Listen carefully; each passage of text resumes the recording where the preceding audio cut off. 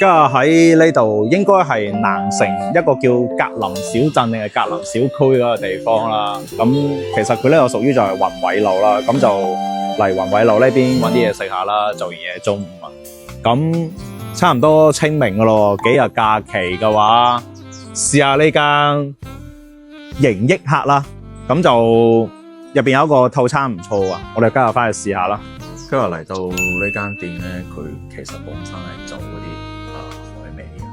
咁咧，老闆又突發奇想，又覺得既然我屋企呢啲海味咁靚，咁我又有入貨渠道，而且附近啲酒樓啊嗰啲咁嘅店鋪都係嚟佢哋度攞貨。我心諗把心一橫，咁點解我唔自己做翻咧？而且我啲料肯定係最好嘅，自己煮俾自己食嘅話，湯真係香到不得了。知道大家睇到我之前係去咗一里公三院啦。哇！嗰度係老火湯，呢邊係燉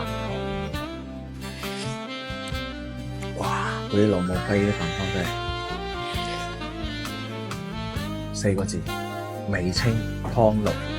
即係對湯嘅最高水平嘅評價嘅就係味清湯濃係最高嘅一個感覺，就係呢一盅湯咧，佢就係真係做到啦，味道好清，但係飲落去就係好濃嘅。哇！好不得了啊！即係大家睇下嗰啲料真係足夠，一盅湯咁多料，哇！哇！佢呢邊用啲雞係真係同嗰啲普通雞係一樣。陣間我哋試下咧，嗱，之前喺中山個三角鎮我哋有食咗竹油嘅打邊爐啦，咁跟住我哋嚟到度試下東莞本地嘅嗰種竹油打邊爐嘅話咧，燉出嚟又係一個咩效果啊？依家燉緊呢條雞啊，然後咧大概佢6分鐘左右就可以熟噶咯喎。咁我哋依家仲先飲湯先啦，飲完之後再試下雞。哇！佢呢度啲豉油咧係老闆自己煮過，所以我點解咁香嘅？真係我第一時間聞到真係香到不得了。哇！啲雞真係呢邊用嘅係中塘扶蘇雞，有冇聽過啊？哇！呢個真係有啲食材你一睇就知係靚，你睇啲肉真係嫩到不得了。老闆用嘅花生油，佢係應該係自製啲花生油，好好食啊！嗰啲花生油真係，哇，好香！哇！我真係發自內心覺得呢啲雞真係，哇！呢啲雞真係無與倫比，好正啊，好嫩啊啲肉啊！真係你有冇試過嗰種雞真係？嫩到咁程度，同埋可能用竹油蒸嘅關係，真係嫩到飛。我已經忍唔住開始食啦。哇！佢呢啲牛肉咧係黃牛肉嚟嘅，好重，啲牛味都唔錯。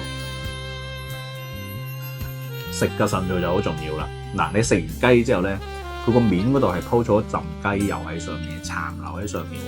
咁佢再蒸上去咧，就係牛肉同埋雞油混合埋咧。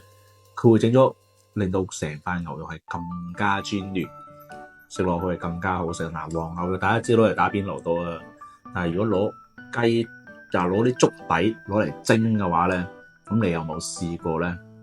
真係唔錯啊！呢一道餸，我哋再試下蒸下個生蠔同埋呢啲貝啊！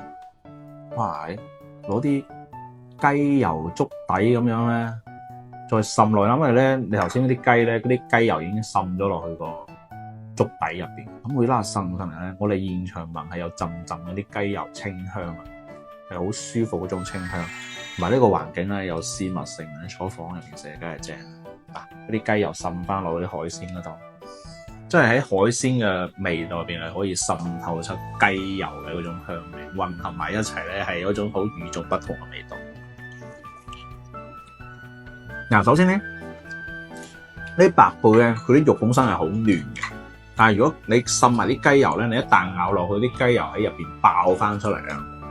嗰種味道又好特別喎，嗰種味道又係，真係好新奇啊！雖然咧，大家可能話，唉，竹雞火鍋我成日食啦，咪又係咁，唔同㗎，食材都唔同㗎。